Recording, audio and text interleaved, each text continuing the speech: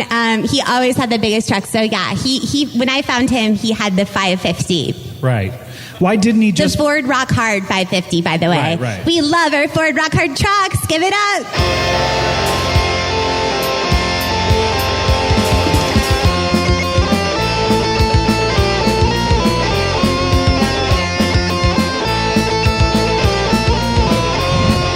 It's Sunday morning in Iowa, September 22nd, 2024. The Cedar Rapids Gazette's Althea Cole has published yet another column complaining about protesters from a year and a half ago. And the Des Moines Register's editorial board has chastised us yet again for wanting to vote against the retention of an anti-abortion Supreme Court justice. Man, history just repeats itself. We're stuck in a loop. Yeah, you don't even need to listen to this episode. You can just go back and listen to, any episode from months and months ago, and, it's still going to be relevant. Yeah, anything from the past year, just play it again, and it'll be the same shit again. No, that's not true. We got some interesting stuff today. This is the 165th episode of Rock Hard Caucus. Evan and I are convening. It's a nice fall day after a bad, hot week. Mm-hmm. So the window's open. Say hello to the crickets. Yeah, that was the first thing I noticed when I logged in today for my shift. If you're lucky, we'll get to say hello to a big truck at some point in the next hour. Hell yeah. Rolling coal. Oh, you know what? We can say hello to... There we go. There's a little bit of a vehicle noise for you right off the bat. Hell yeah. But that was artificial. That's offensive. I'm sorry, sir. Okay.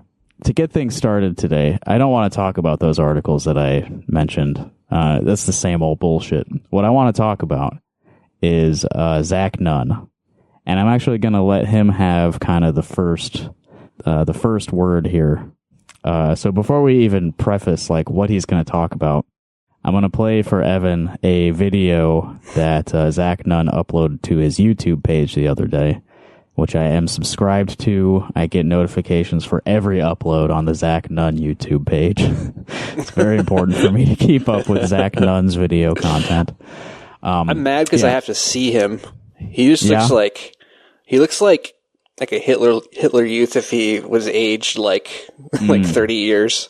Mm-hmm. Yeah, he kept the same aesthetic, but he grew up. Hitler. Well, I guess he's just a Hitler adult. yeah, I think that's accurate. So he uploaded this video called "This is Unacceptable." That's the title, and it's him speaking at some sort of press conference of the U.S. House Republican Caucus. And I don't recognize everyone in this video, but maybe Evan will be able to fill in the gaps. But let's just hear from Zach for a minute. Thank you, Elise. My name is Zach Nunn. I represent Iowa's 3rd District. And today I'd like to share briefly a story.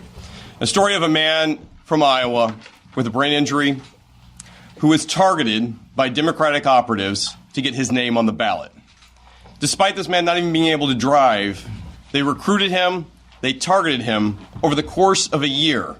Okay, I'm going to pause there. I'm sure this is many people's first time hearing Zach Nunn speak. He's not exactly one of the more famous members of Congress, and you really have no reason to have heard him before, but I just love the cadence of his speech. It's almost like...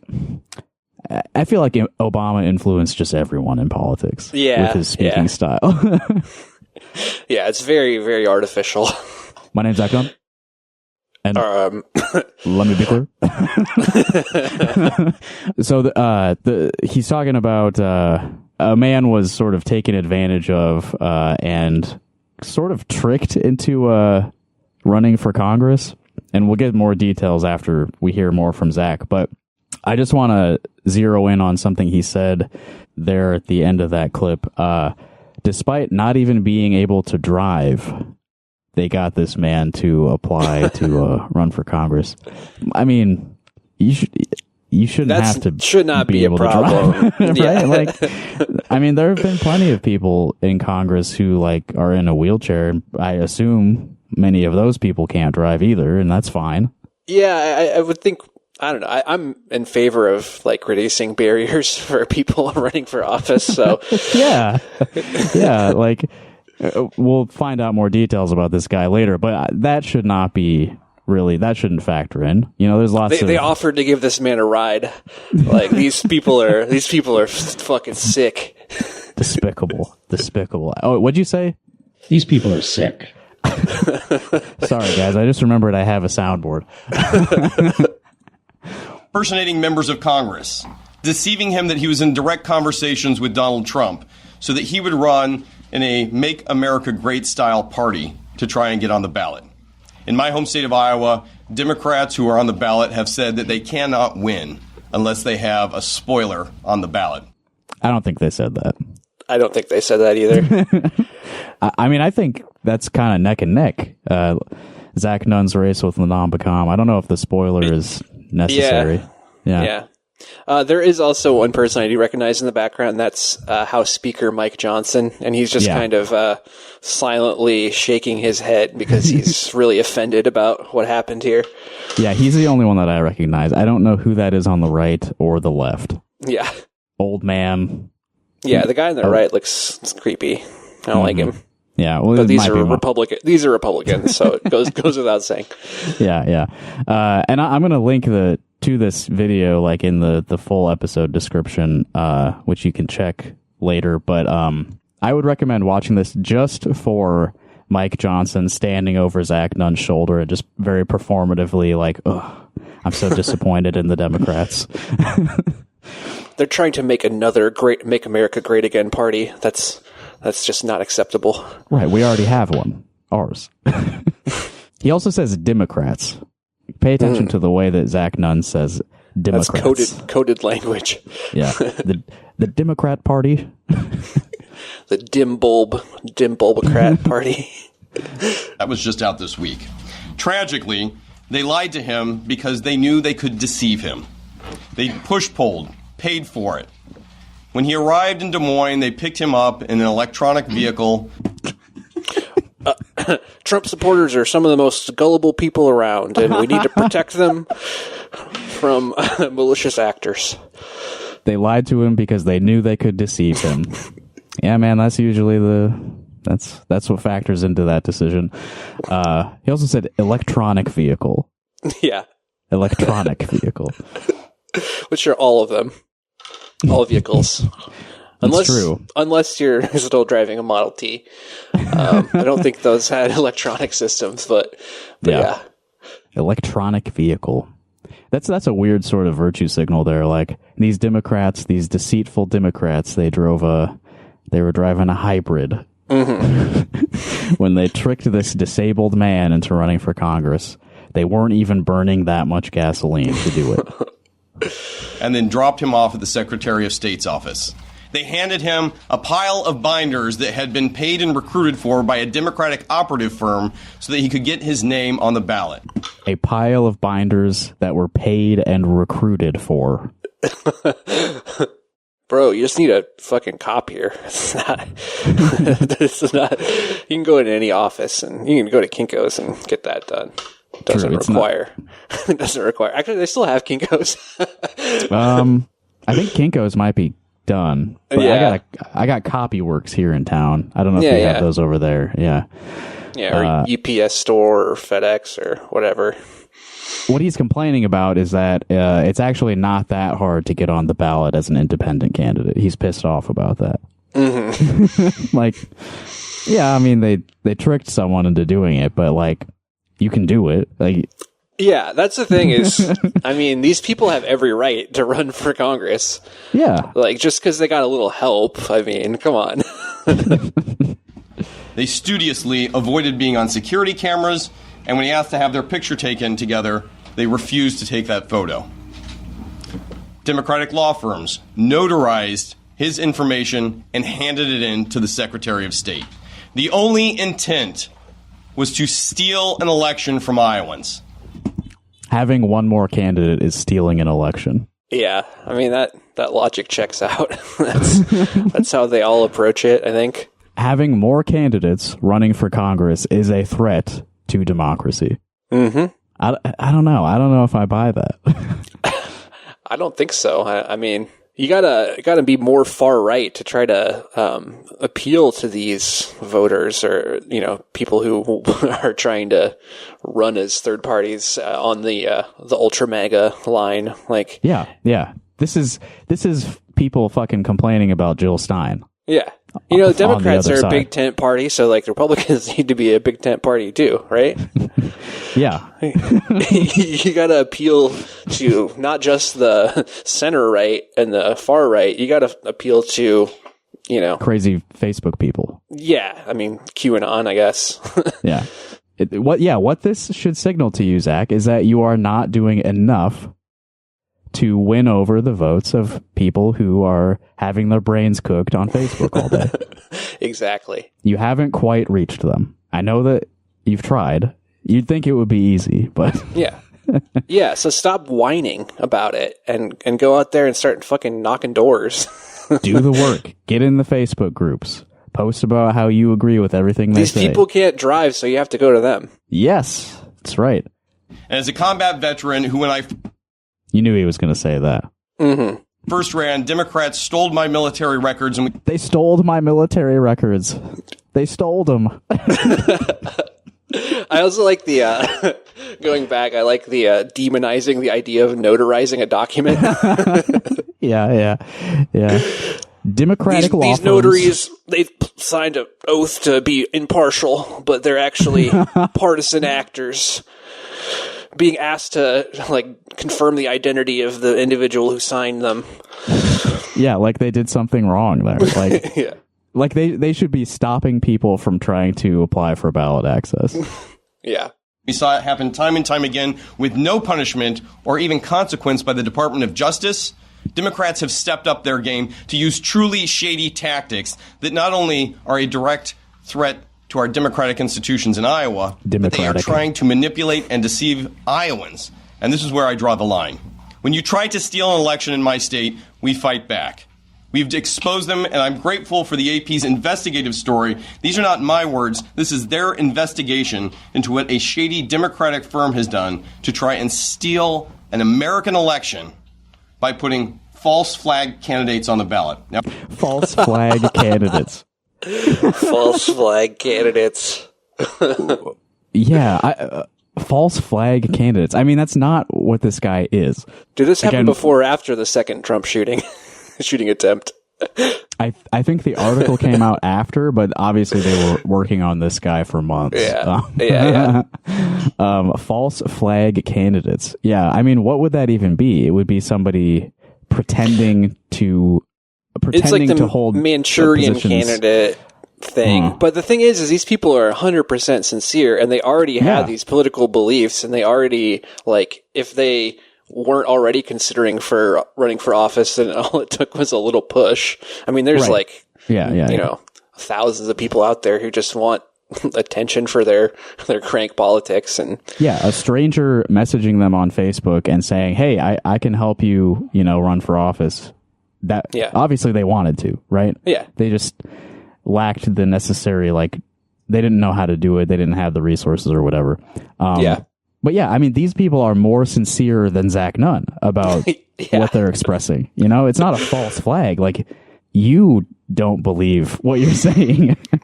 They do. You're more of a false flag than them. in our case, as a counterintelligence officer, we were successful. But this threat has not abated. And tragically, we have seen in states like Minnesota, Montana, and with my dear friend Jen Kiggins in Virginia, their attempts are real. Jen Kiggins? Is that a real person? Jen Kiggins? His vowels are interesting. Mm-hmm. Every Iowa politician has they don't quite speak properly to me anyway. Jen Kiggins. The Democratic Party is targeting Jen Kiggins.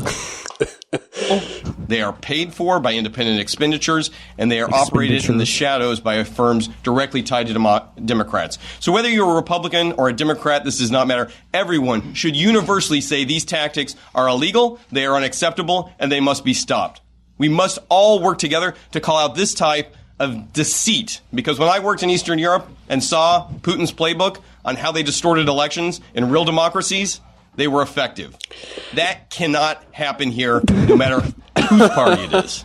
So with that, I'd like to introduce my great friend, Jen Kiggins from Virginia. Jen Kiggins from Virginia. What the fuck are you talking about? This is Putin. This is Russia, what they're doing. Yeah. There was zero meddling in any of those post-Soviet Russian elections, by the way. Definitely no meddling done by like U.S. actors or anything like that. When I was in Eastern Europe, this is exactly what Putin would do. He would trick disabled men who can't even drive a car into running for Congress. This is 100% analogous to the kind of stuff that would happen over there. When I was in the military, don't forget, that's why I was there. I'm a combat veteran, as you know. I'm a combat veteran. Yeah. Okay, so yeah, to provide a little bit of more of the backstory to this, there is a great AP article by Ryan Foley about this guy. The headline is, "A secretive group recruited far-right candidates in key U.S. House races. It could help Democrats." And the guy that Zach is talking about is Joe Wiederein. Mm-hmm. He's got a lot of I's and E's in his last name, so sorry, Joe, if I mangled that. Well, I did mangle it. There's no if about it. Joe Wiederein was an unlikely candidate to challenge a Republican congressman in one of the nation's most competitive House districts. A fervent supporter of former President Donald Trump, Wiederein was registered as a Republican until months earlier. A debilitating stroke had left him unable to drive. He'd never run for office. For a time, he couldn't vote because of a felony conviction. That's also an interesting wrinkle on this. This is someone who has been disenfranchised in the past. They have a photo of him wearing a Trump shirt, "Make America Great Again," which I think is, it's the photo of him after he got shot at the first time. And then he's also... It's not the photo, though. It's like an artistic recreation. It's like a rendition of it. Yeah. But then he's also wearing I'm voting for the convicted felon hat, which at first I thought it said "I am a convicted felon," but not that there's anything wrong with that. No, of course. And I mean, we don't know the details of like what the felony was, or like, obviously he got his voting rights back. It was is that in there? A third DUI. Oh, well, I mean, come on. So that's, Taking away your voting rights for that? What the fuck? So he arrived at the Iowa Capitol with well over the 1,726 petition signatures needed to qualify for the ballot as a conservative alternative to first-term Republican Zach Nunn. After filing the paperwork, he flashed a thumbs up across the room at an operative he knew only as Johnny. The secretive, the man in the shadows, pulling off this deceitful plot was Johnny. Yeah, I mean, Putin would definitely name like one of his operatives Johnny because it's the most all-American name that you can have. Yes. Really Johnny flying under the radar. Spoke with a thick accent, comrade.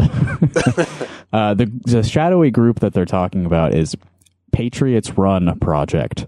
And they've been recruiting Trump supporters to run as independent candidates in key swing districts. I mean, the way that the AP writes about this, I do think this is an intentional targeting of fringe,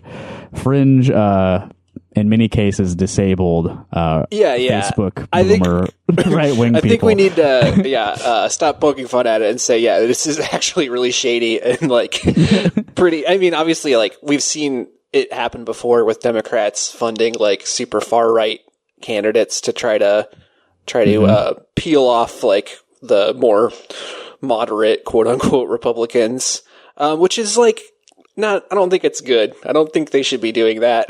Personally, I think it's probably like maybe contributing to like the far right like lurch of our country and politics. Mm-hmm. Like, there's multiple cases of them boosting like the most extreme candidate in a Republican primary, which then results in that person winning. Like, and the strategy is that this person will be easier to beat in a general election. But in some cases, they win anyway. Yeah. Well, the thing is also Democrats are easy to beat. like a lot of times. Yeah. This is a smarter strategy, which is to split the general election vote rather than try to interfere in the Republicans' primary. True. It is a little different, but yeah. Either way, it's not really, I don't think something they should be doing. Yeah, I mean, I do think it is probably wrong to be taking advantage of these people in this way. Here, let's read about the Facebook page a little bit. As with other recruits, Wiederein's story begins with Facebook, where the Patriots Run project operated a series of pro-Trump pages and ran ads that used apocalyptic rhetoric to attack establishment politicians in both parties while urging conservatives to run in November. Here's an example of one of those ads. We need American patriots like you to stand for freedom with President Trump and take back control from the globalist elites by running for office. So, this is something that was already happening, right? In some cases, I don't know. I would say this is kind of organic, kind of being boosted for by sure. Some people are just on Facebook posting this shit every day because they actually believe that, and then it gets boosted by, crazy right-wing algorithm type stuff. I'm kind of talking out of my ass here, but yeah, no, I mean, there's like people who are not happy that the Republicans are too far left. Yeah. And globalism, definitely like Alex Jones types for sure. Like, I mean, really, like most of the Republican media climate is contributing to this. Sure. Yeah. Let me try to find, I want to pull up the quotes from Joe, the Iowan, who was drawn into this web. Okay, so when he was first recruited, at that time I was thinking, well, it would be nice to be in Congress and get to work with President Trump. He said in an interview outside the VA hospital in Des Moines, where he was seeking treatment for a leaking incision on his head from previous brain surgery. So yeah, leave this guy alone. That's not nice. Yeah, for real. Then he says, it looks like it's a dirty trick now. So he has withdrawn his candidacy because he feels he's been manipulated into running against none. But then there's like a bunch of other candidates in all these other districts who are like, well, they still believe it. Yeah. Yeah. They're like, well, it might be a scam, but they helped me. They gave me the money to cover my, my application fee. So, they helped me get on the ballot. So I'm rocking with them. Yeah. The aforementioned, Jen Kiggins has one of these, guys running against her, Robert Reed, a widowed retiree in Virginia. And this is what he had to say. They seem to be nice people. Oh, the thought did cross his mind that these guys want me to draw votes away from Kiggins. So he like sort of understands that this is like a trick, but he still is like, yeah, they're cool. Yeah, and that's also like that's the whole Trump thing in a nutshell, isn't it? Like we kind of know we're getting scammed on some level, but like it feels good. So yeah, well, and also even if they know that they're being manipulated, they don't like. Why should he have any particular loyalty to Jen Kiggins? Yeah, right. What has she done for him? Yeah, she can't bring his wife back. Yeah. It also sorry. It took me just a second there. It also says here that they recruited another longtime GOP activist, Stephanie Jones, in Iowa, to run as an independent against Marionette Miller Meeks, even though Jones does not live in that eastern Iowa district. Well, that makes two of them. Yeah, she might not be the only one. Have you heard of this person?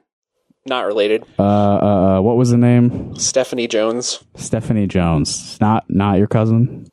No, I don't think she's even me neither. on the, I have no the idea. list of. I just was curious. Let me check if she's on here because I would have emailed her the other day. We'll talk more about that on the next episode of Rock Hard Call Us. No, I don't think she's on the ballot. This Stephanie Jones.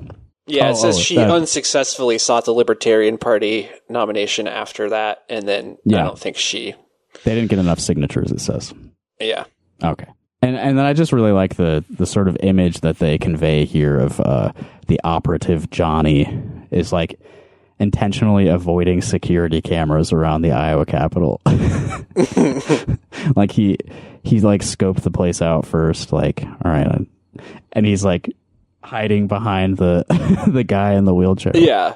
Well, that's the whole thing is this, like, it's not clear at all if it's, like, actually illegal. Like, I kind of doubt that they would be able to prove that it was illegal. Right, yeah. And Nunn in his, at that press conference was very adamant, like, these tactics are illegal. Mm-hmm. And I don't know. Like, I mean, they got a bunch of signatures for the guy. Like, it's not like they did this without his involvement at all. Like, he signed the papers too, you know? Mm-hmm. Maybe there's some element of fraud. I mean, ethically, clearly, it seems like there's fraud involved. It's like one of those, it's a very American thing. Like, ethically, it's wrong, but is there any, like, actual laws to prevent it? Mm-hmm. Probably not. Like, it's okay to do things insincerely. Like, that's, you can. And you're in fucking politics. You know that. You know that's fine. 100%. Anyway, yeah, he got taken off. He withdrew his candidacy, so it's probably not going to be a factor in that race. But best of luck to all the patriots out there who have been recruited by anonymous accounts on Facebook. Yeah. I say run Patriots run, you know? Yeah, dude. The guys in Congress right now, you know that they don't really support the MAGA agenda, but you do. You believe in this. Yeah. And they don't support the MAGA agenda either. You can make Trump's dream a reality if you defeat the incumbent Republicans. I believe in you. Yeah, I mean, I'm all in favor. Moving on to some very bad news. The Des Moines City Council did, in fact, pass the anti-homeless ordinance on Monday at their last meeting. Recent news about that reveals they've just been lying about, like, the reality of the situation. 100%. I forget the organization that they said that they like had a plan for like fostering. It was the Animal Resource League or whatever, ARL. Yeah. Like the supporters of the ordinance were saying, yeah, we've got a plan for like how to take care of these people's pets and their belongings, and they were just lying. They're like, we have to pass this ordinance, but we also have a bunch of like things that we're considering doing to help these people. Like, give me a fucking break. If you fall for this, you're a fucking idiot. Yeah. They don't care. Their intention is to make it easier to like 100%, like obviously. Get these people away from me. They make me too uncomfortable. I wonder if that's guilt. You think there's any element of guilt? Maybe why those people's presence makes you uncomfortable? Yeah, I mean, kind of your fault a little bit that they're in that situation. Yeah, or, I mean, for sure. I don't know. It's not necessarily your fault, but you have some responsibility. You have some to your power to human beings, alleviate the situation. Yeah. But that's not a priority for you. The priority is get them out of my sight. Yeah. The Des Moines Register article about this, like immediately after the council meeting, I think is good reporting. Like, there's quotes from people who spoke at the meeting who were, speaking in opposition. Almost everyone who was there was opposed to what they were doing, and they passed it anyway. Yeah. But, Virginia Beretta at the Des Moines Register, her piece is called "A Heartless Disgrace. Des Moines passes homeless camping ban amid public uproar." A heartless disgrace is a quote from someone who attended the meeting, but, choosing to put that in the headline, I think, is a nice move. Yeah. It is a heartless disgrace. They voted 5-2 to pass this. Josh Mandelbaum and Mike Simonson voted against it. All the other, the usual suspects voted for it because they are evil. And I have a message for them here on my soundboard. You're going straight to hell. So take that to heart. You're going straight to hell. And that comes from an authority on the subject, Shadow the Hedgehog.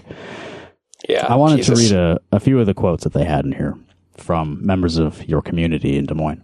"It's embarrassing to live in a city that immediately picked up such a cruel backward decision from the Supreme Court to enact policy. You didn't have to do that." Community member Monica Ausarski said. And Monica, I'm sorry I'm so bad at pronouncing names. Ausarski is as close as I can get.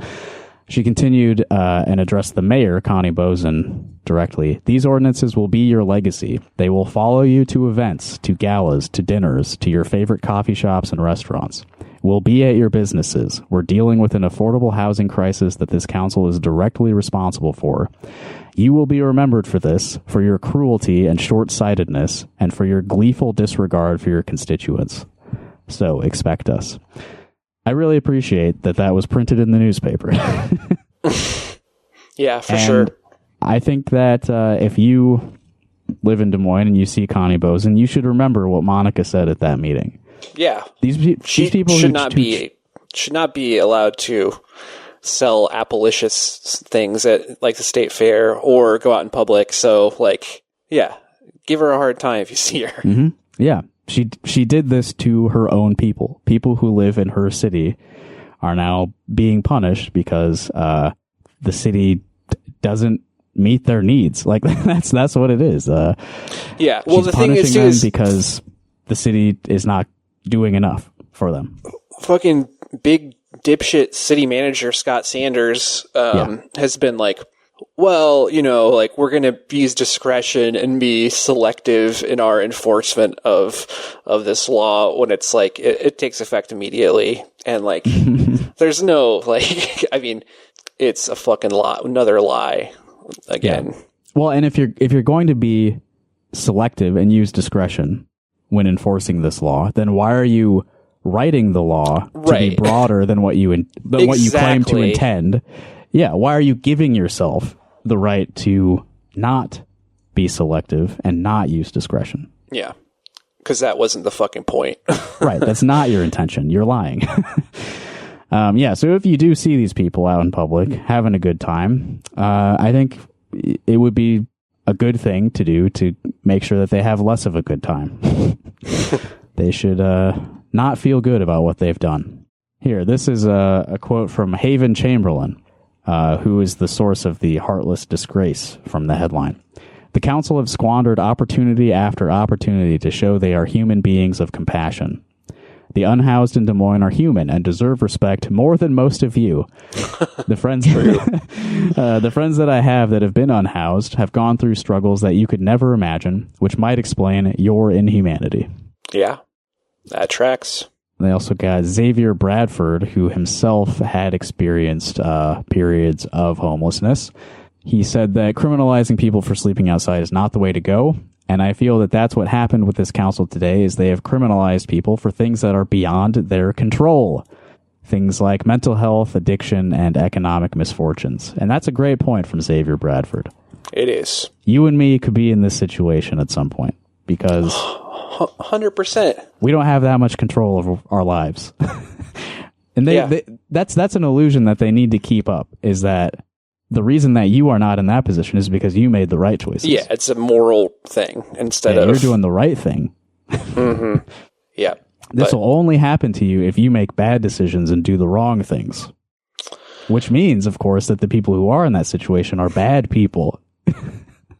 Yeah. Fucked up. They're but for the grace of God go I, you know? Like, that's... I don't understand how people... I don't understand the cruelty. Like, where, I mean, like, it doesn't make any, we are the same as them. Anyway. Yes. I don't know what I'm talking about. I don't know how you can think about this for more than like 30 seconds and still feel so judgmental towards people. Mm-hmm. I don't know. Like, I haven't experienced that much hardship in my life, so it's not like I have like direct experience that informs having some empathy for people. Like, right. I don't know what it is. Just. And everyone's got a fucking story. Like, you know. Yeah. Like, there's always a story.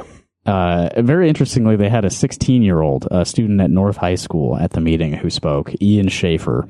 He's in a class where they discuss this issue, and like we're talking about like what can we do to solve the problem, because it is a problem that there's a growing number of people who do not have homes to live in, right? Mm-hmm. He said the students in his class focused on finding solutions to homelessness,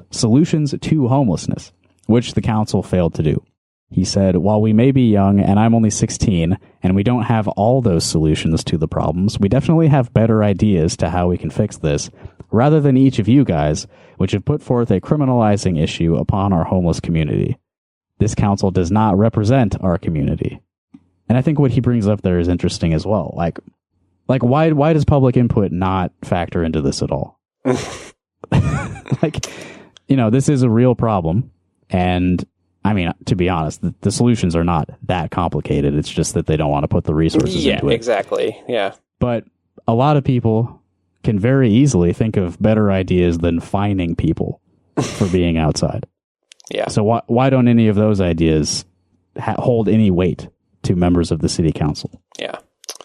Well, it's so businesses like Exile can continue serving their drinks to people, and they can just call the police to have them remove anyone from the presences so they can continue to make more money. Like, it's pretty clear if you look at it from that level. Yeah. Just like and that. The idea that like the entire city council is just like a extension of like property developers and small business owners. Yeah. Class interests. I did want to give some credit to elected officials who opposed this. I guess Kimberly Graham was at the second meeting where they discussed this in August. I didn't know that. Polk County Attorney Kimberly Graham, who asked the council to toss out the changes. I imagine she has some authority in like how this is actually enforced, right? Yeah, I don't know. Well, yeah, I'm not sure. Well, because she's totally a county attorney and it's a city ordinance, maybe. Yeah. Yeah, we don't actually know how government works. No one does. No one does, though. Yeah, I mean, I would think that with like fines and shit, she probably can't be involved in that. But criminal charges typically end up like under that purview. Yeah. And then they also got a letter. The Des Moines Council received a letter from elected officials all over the state, including John Green and V. Fixmer Reyes from the Johnson County Board of Supervisors, Laura Burgess from Iowa City Council, name spelled wrong for some reason. I don't know how that happened. Joseph Jones, Lauren Campbell, and Therese Harms from Windsor Heights, Ashley Van Orney from Cedar Rapids, Hai Wynn from Coralville, one of my city councilors, Amy Wichtendahl from Hiawatha, who is running for State House, Gage Miskimen from Marion, and Ben Rogers from Lynn County. So, you know what? All those jurisdictions better not be following suit. All right. Mm-hmm. And you have to give a little bit of credit to Josh Mandelbaum for actually calling out the other counselors for lack of transparency and just like forcing this through without like any consideration of any of the other options that they have available to them. Yeah, absolutely. Yeah. I don't know. I mean, it's passed, but you can still fight it. Yeah. Well, and also Mandelbaum. With Josh, it's like it's self-serving for him to do that. But sometimes self-serving aligns with the right thing to do. So he can't hate on it too much. Sure. Yeah, and you gotta, when you recognize that somebody is a self-serving politician, which is pretty much all of them, and they that instinct in them causes them to do the right thing. You got to reward them. That means they're simple beasts. You got to praise them for doing the right thing. Well, that also means that you can push them. That's right. Yeah. Okay. Let's move on to another awful thing. This is also in the Register, published by Marissa Payne, or written by Marissa Payne, published by the Des Moines Register. Iowa Attorney General Brenna Bird. Give him the bird! Gotta give him the bird! To prosecute non-U.S. citizen for alleged voter fraud. A Marshalltown man who authorities say is not a U.S. citizen, but who legally resides in the country, has been charged with voter fraud, Iowa Attorney General Brenna Bird's office announced Friday. So right off the bat, he's a legal resident in the United States. He doesn't have citizenship. He should be allowed to vote. Who gives a shit? Yes, 100%. Should make it easier for non-citizens but permanent residents to vote. Right. Yeah. Or just like some sort of automatic citizenship. If we understand that he resides here legally, what's the difference? Like he lives here. Whatever arbitrary, barriers there are to determine that he is a legal resident, why can't that just also grant him citizenship? Yeah. We were talking about that on Rock Hard Call Us last week when a listener called in who is at least, I believe, in a similar situation, a legal resident but not a citizen. Yep. So this person of Marshalltown was arrested Wednesday in Marshall County on 2 counts of election misconduct. He's accused of registering to vote and illegally voting on the same day in a July 16th special election for Marshalltown City Council. So, like, a special election in Marshalltown. Like, I didn't look it up, but I can't imagine the turnout for that was like amazing, right? Right. Shouldn't we be encouraging more? Yeah, and also that's like participation? the most, like city council is like the most closest form of government to him. Like, sure, yeah. He should have some input on that, definitely. Yeah. And it's a special election. I don't know, man. Like, how consequential is this? Should somebody really be facing like criminal charges over something so small? No, they shouldn't. According to the criminal complaint, he fraudulently signed a voter registration form under oath attesting that he was a U.S. citizen, which he knew to be false and untrue. This is in another article I saw that was like a direct quote from the sheriff's office. He then voted while, quote, knowing himself not to be qualified to do so. So again, directly quoting the cops here. I doubt they could prove that he knows. No, he's not allowed to vote. It was a simple fucking mistake, and nobody reads the fucking EULA, nobody's reading the fine print. I mean, isn't there some responsibility on like the person working the polls? Like this guy, he signed a voter registration form. I mean, I don't think you should have to prove you're a citizen to do that. But if you're going to end up criminally charging somebody just for signing a piece of paper, like maybe you should like have a conversation with him before he like commits to that. Right? Maybe. I don't know. That could get into some like racial profiling situations. I guess if they make it into like make it a thing across the board. But yeah, I mean, if it's that big of a deal, like one, he should be able to vote, but like it's not that big of a deal. It's a simple mistake. Like seriously, like all the Republican like media shit about like they're coming from Mexico so they can vote for Democrats in elections. Shit is just so fucking absurd. I mean, that's why the Attorney General's office picked this up. That's why it's a big media thing, is because 100%. they need some. This isn't supporting evidence for that at all, but they need something they can point to be like, this is a real problem, and it's a real problem that I'm dealing with. I'm giving him the fucking bird. But yeah, just I mean, throw out the vote. Like, who gives a fuck? It's not a criminal thing. Yeah. I mean, don't throw out the vote, but in this case, throw out like, the vote, didn't get... But if we're going to have these rules, then it shouldn't be a criminal fucking thing. Right. It's not a conspiracy. Like, first-degree election misconduct is a Class D felony, punishable by up to 5 years in prison and a fine of $750 to $7,500. Huge range there. Mm-hmm. And even the bottom end of that is too much for just doing a vote that you shouldn't have done. Yeah. $750 for that? Initial court hearing is set for October 2nd in Marshall County. Byrd's office will prosecute the case and has sole jurisdiction over election crimes, her office said. Right. So his vote didn't get counted. That's consequence enough. He thought he was participating in an election, and you didn't count it. Mm-hmm. That he wasted his time. Maybe the election didn't go the way he wanted. Maybe his preferred candidate lost by 1 vote. That's punishment. Yeah. You shouldn't bankrupt a man or throw him in jail for signing a form without reading it, which is the right of all Americans, is to not read the things we're signing. 100%. So free this man. I'll try to keep an eye on that, because my hope is that they kind of just let it go. Like they got their media hit. We don't really need to throw a guy in jail over this.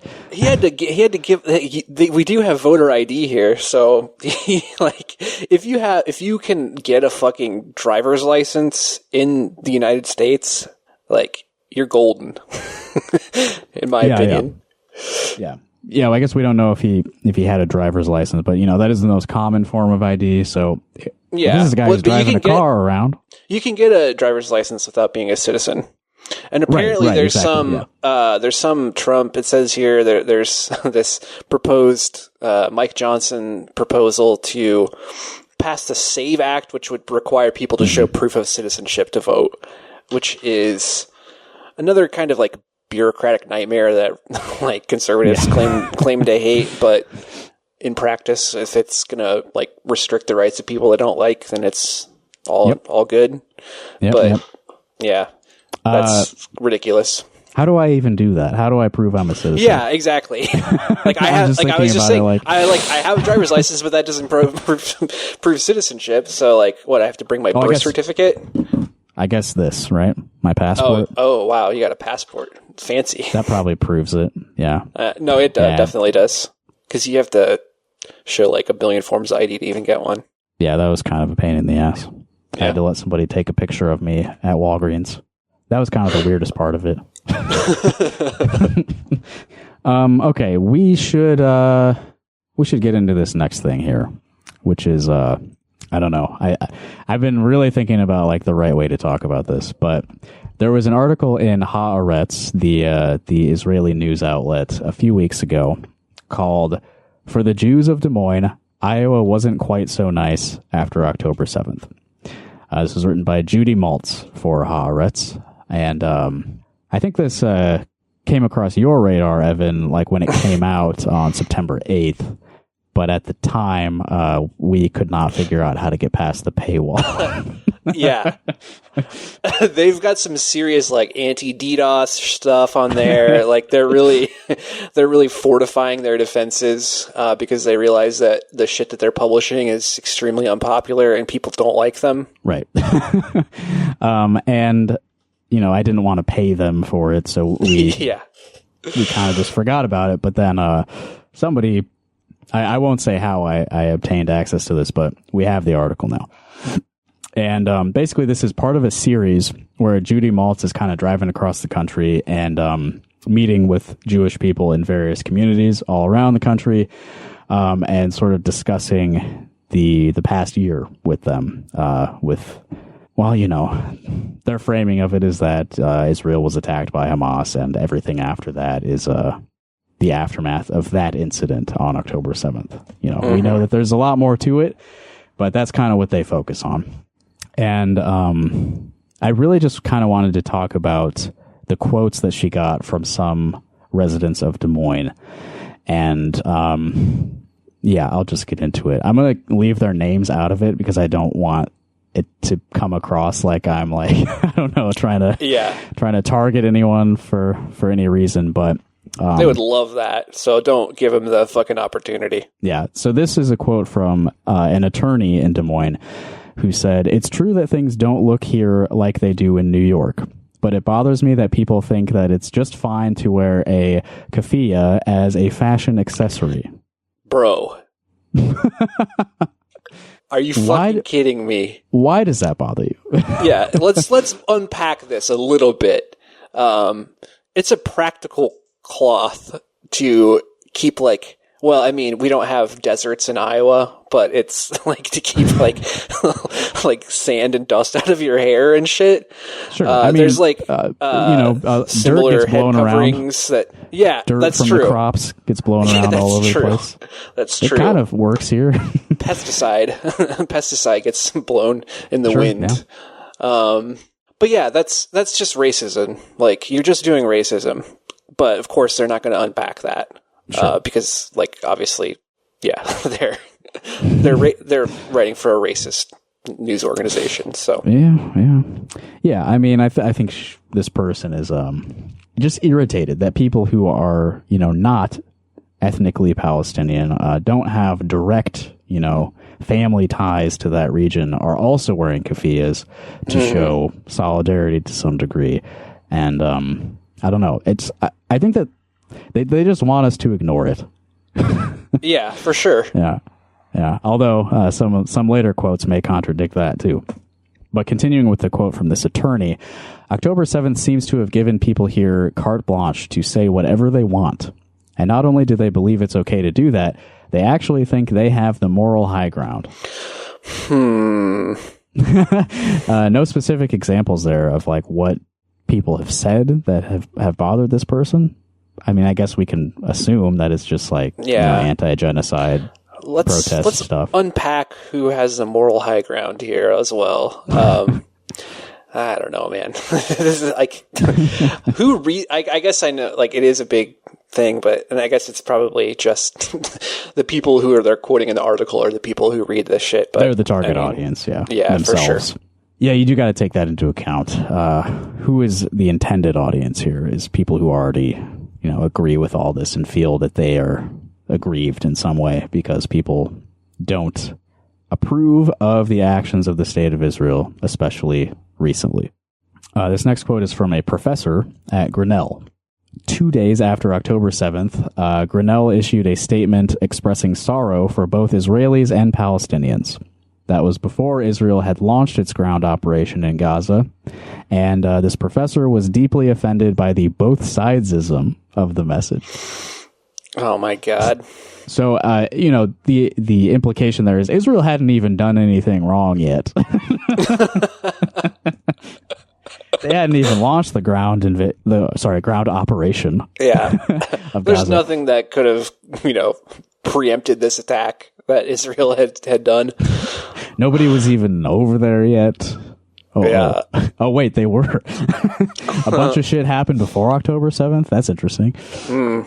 To make matters worse, this professor says, they learned that the campus rabbi, a founder of If Not Now, a leftist Jewish organization active in the pro-Palestinian protest movement, had helped craft the statement. Oh, to make matters worse, they sought the input of another Jewish person? That's fucking horrible, man. God. Yeah. What the fuck is wrong with these people? I'll just continue with the quote. There were protests on our campus, but this isn't New York City, so there was nothing destructive. We're talking about Grinnell. Yeah, come on, man. And the protests in New York City were also, pretty similar to the Grinnell campus, I would imagine. It's just that there's more people. There's a lot more people. That's like the main difference. I mean, Iowa is a polite place. New Yorkers would probably laugh at what went on here, but for a place like Des Moines, it was a big deal. Oh, man. Well, it might be true. The Gaza rally that I went to, there was a lady who had a sign that said, I don't know if I talked about this on the podcast before. If I did, you can cut it. But she had a sign that says Liz Cheney for House Speaker. Like on the block where the rally was occurring. Which, I don't know if that happens in New York. Probably not. Interesting thing to bring to should have talked Palestine to her. rally. Yeah. Liz Cheney. The professor we're talking about has decided to retire earlier than planned. And they say, I decided I'd had enough. It's not that people were saying bad things about Jews. It's that we simply weren't there. They wanted us to disappear. Read above, like fucking 3 fucking paragraphs. Right. Remember that the campus rabbi helped craft the statement of solidarity with both sides that Grinnell released. Yeah. Actually, they were trying to hide that information from this person, and that's, just evidence that they wanted Jews to disappear. Like, what the fuck are you... this is insane. Yeah, it's a very frustrating article. Obviously anti-Semitism is bad and is present in Iowa. It certainly is happening. But every example that they give is just like, people feel bad about Palestine. That's... nobody has said or done anything to you. The people in this article. It's just seeing that people, don't agree with their politics, their pro-Israel politics. That is enough for them to feel, that they're unwelcome, they're threatened. This is maybe the weirdest of all. This comes from the wife of a rabbi in Des Moines. And it says, although she hasn't encountered any outright hostility here from non-Jews, she found the lack of curiosity demonstrated by her neighbors about the new Jewish family on the block strange and even troubling. We are clearly the only Jews in the neighborhood. I assume many of our neighbors have never met a Jew before. And it's kind of weird to live in a neighborhood for an entire year and it never comes up. So, so the problem is no one's bothering you. Are you like advertising? I'm sorry, but most Jewish people pass as white. Like, you're not, unless pretty they're assimilated into white America. Yeah. Yeah. I mean, unless you're like trying to have conversations with your neighbors about it, it's probably not going to be something that's on most people's radar. I think most of us would consider it rude to just like start bothering our neighbor about their like religion or ethnicity, you know? Yeah. Like and that's actually probably a sign that things are improving. Yeah. But yeah, also, and it's like, there's not like a ton of Jewish people in Iowa, but like if you live in a major city, like you're going to meet Jewish people. Like we had plenty of Jewish students at our high school and knew their families, and like it's really like that's going to be the experience I think in any like small to mid-sized city in the country. Like right. Yeah. That's the part that really threw me. We have synagogues. Like what the fuck are you talking about? I assume many of our neighbors have never met a Jew before. That's a wild assumption. Like, yeah, Jews are a minority, but they're around. They're not like scarce and impossible to find. You know, I checked like, so I went to elementary school in Lincoln, and then the rest of my schooling in Cedar Rapids. Both of those places have smaller Jewish populations than Des Moines, and I knew Jewish people like from day one. Like it's not. Yeah. It's not that uncommon. So I don't know why you would assume all your neighbors have, or at least many of your neighbors have never met a Jew before. Like, you're part of daily American life. Mm-hmm. I think that says more about you and your assumptions about the people I would who live say around that all the people quoted in this article, it says more about them than it does about any of the people they're complaining about, very non-specifically. Mm-hmm. Yeah. Let me just get this for comparison. They quoted someone who used to work at Drake, no longer works there, who says that they experienced more anti-Semitism while growing up in Iowa than they do today. It was the old school type. I remember having money thrown at me in movie theaters, being chased out of football games by skinheads, and having my tires slashed and a swastika carved into the trunk of my car. Compared to that, I'd say things are pretty tame now. I would say so. I'm glad that you recognize that, and that's fucked up. I'm glad that's not happening now. Recognize that maybe there's like some additional context that like makes it different than just like the worst kind of anti-Semitism. Like it's so clearly like removed from that it's absurd. I mean, this guy is the only one who's saying anything that makes any sense in this whole article. Yeah, and I want to acknowledge, shit like that does happen now, but for sure. At least from this guy's quote, it seems like that was like a common occurrence. So that's fucking crazy. I'm glad that that's more isolated incidents now, and hopefully, if something like that, hopefully if that's going to happen around you, you have the opportunity and means to stop it from happening, because that's awful. And then one little bit here at the end that I thought was also very, very enlightening about the people who ended up being interviewed for this article. The first part here is from the Grinnell professor, who we talked about before. Most of the hostility that they experienced this year came from the left rather than the right. No citation, no no specifics there.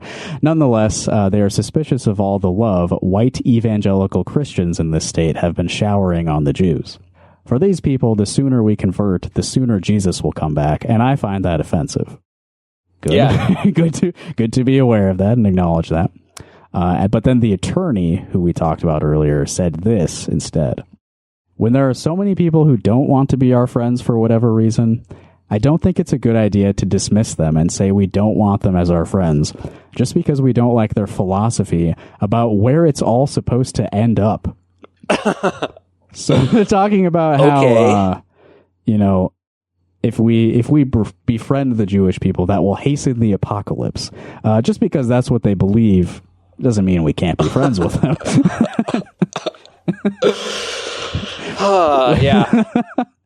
We disagree about where it's all supposed to end up, but for now, things are all right. We should definitely accept the allyship of the white evangelical Christian. Yeah. I mean, gosh, this is just like another proof of like how fear just leads people to become more right wing. Like, yeah. I mean, these people, you should not be making alliances with people who want you to like no longer, like they are not trying to promote your Jewish identity. They're trying to erase your Jewish identity. Like, yeah, they want to convert you, which the first person acknowledged, and like they don't want good things for the people of Israel either, you know. No, like their apocalyptic beliefs, you know, bringing about the rapture, that involves a pretty hefty toll over there. I don't know if you've read the book or anything. For sure. Yeah, I mean, I don't think any of that stuff's real. But do you really want to like commit yourself to working together with the people who believe that that's what they're working towards? Mm-hmm. No. Anyway, what the article does not acknowledge at all, a lot of the anti-Semitism that I have witnessed in the past year has been towards Jewish people who stand in solidarity with Palestinians. I've seen them, you know, shouted at about being traitors and fake Jews and self-hating and all that. And that's a real problem. Like, why isn't that acknowledged? Mm-hmm. I don't know, man. Like, they're Jewish too. Like the rabbi who contributed to Grinnell's statement, you know, he's also Jewish. You have a lot in common there, I imagine. Why don't you... I wonder if they even tried to interview that guy. I mean, no, they didn't, but... Yeah. It's like, it's pure propaganda, you know? Yeah. To be like, everyone's on the same page here. And we're also all in favor of the horrible genocide that's currently going on because... I mean, we don't have to get into... If you're not, you're not part of the group. You've been excommunicated. But the white evangelical Christian, perfectly okay, standing side by side with them. Mm-hmm. Yeah, and this is all in the context of the past week where Israel has been conducting massive terrorist attacks on the people of Lebanon. So, yeah, doing Joker-style explosive pranks on civilian populations. Not good. Yeah, I'm not Jewish. Evan's not Jewish. So our perspective on this is somewhat limited. I know that there are Jewish people who listen to our show. So if you have thoughts on anything that we discussed in the past few minutes or, you know, anything to say about what life has been like in Iowa for the past year as a lot of media focus has been on Israel and Palestine, we'd love to hear from you. I'm sure that you have important things to say about that. Mm-hmm. We can Teach us. at 319-849-8733, P.O. Box 5336 in Coralville, Iowa 52241, and rockhardcaucus@gmail.com. And I guess that's a good segue into a brief plug section before Evan and I break off into our Patreon segment. Oh, I did want to mention Knotfest was last night, and we didn't go. We didn't go. Yeah. I've heard mixed reviews. Yeah, the weather I wasn't not really super heard much cooperative. I think it went over better than 80-35, though, so that's good. Yeah. And I think there was plenty of water, given that it was at Waterworks Park. It's great to hear. And Liquid Death didn't have a monopoly on water supplies. Shout out to Slipknot and Slipknot's fans. Yeah. Corey and Sean, you're our heroes. But very, very important news. I will be attending a Slipknot whiskey signing at Hy-Vee in Iowa City tomorrow afternoon. So I don't know who is going to be there in terms of Slipknot members, but I may get a chance to, interact with them in some way. Hell yeah, dude. Posted. That sounds fun. Are you going to drink any of the whiskey? A little sample? Probably not. I mean, I assume I have to buy something to be like part of this event. Probably. So I'll figure out what to do with it after. I'll take the whiskey. Yeah. You've had it, right? The number 9. Yeah, I've had it. I don't know anything about whiskey, but I got it as a gift. Mm-hmm. Right. It did the job. I'll tell you that. Okay. 2 weeks from now, October 6th, there is a show at Public Space 1 Close House in Iowa City. Sex Funeral, Electro Gong, and Angle Grinder will be playing. Sex Funeral is a project of Bob Bucko Jr., one of the Iowa City not Iowa City, but Iowa, the state of Iowa's DIY legend, Bob Bucko. So I'm excited to see him again. Oh yeah, our Patreon. I did want to mention this because there's a lot of shit going on. Patreon.com/rockhardcaucus. This month, September, we've released 2 episodes of Speed Freak Read Speak, which is Tony and I reviewing Sonic the Hedgehog comics. I'm recording another episode of that tomorrow night. We started a new series called Rock Hard Call Us last week, where we interact with people who send us stuff and call our phone number and all that. I recorded a new episode of I Hear I See Radio yesterday afternoon. That's not on Patreon, but I'm just mentioning it. And Evan and I still have to get 2 more episodes of Bay Not Me Slippin' done, which will go on the Patreon once we've finally got that out of the way. And I did want to apologize that it's taken us longer than expected to get the next one on the books. But I did talk about Slipknot a lot in the one that I recorded yesterday. Waiting to listen to Slipknot again, you know? Yeah. I've missed it in my life. I also want to plug, as always, Autonomy Iowa City, the Iowa Abortion Access Fund, Des Moines Mutual Aid, and the Supply Hive. These are organizations dealing with the fallout of our state making horrible decisions as it regards bodily autonomy and houselessness. Vote against David May for judicial retention this year, by the way. Don't forget about that. Right. Hell yes. Fuck David May. Yep. All right. And I'm collecting campaign ads. So if you see anything from a state house, state senate race, even more local, like a crazy sheriff's ad or something, please reach out. Send it to us. I'll talk more about that on Rock Hard Call Us in a few minutes. So get on the Patreon to hear that. We're going to close out with some music. I played a show at Purgatory on Thursday. I think the recording of it's pretty good, so I'm just going to put that here at the end. If you're a local musician who is not me and you would like your music to be played, go to rockhardcock.us, click the link near Clink, the top. hey, there you go. Click the link, baby. I love when I start talking too fast and I start stumbling over myself. Well, didn't you play Clink on the last episode? It's Cling with a G. Clink. Oh, fuck. My bad. Sorry, guys. Click the link at the top and you can submit your music to be featured at the end of Rock Hard Caucus episodes, and you will be famous. That's a guarantee. All right, thanks for listening to episode 165. Thank you, Evan, for co-hosting, and get on the Patreon if you want to hear us keep talking for a few minutes. Bye.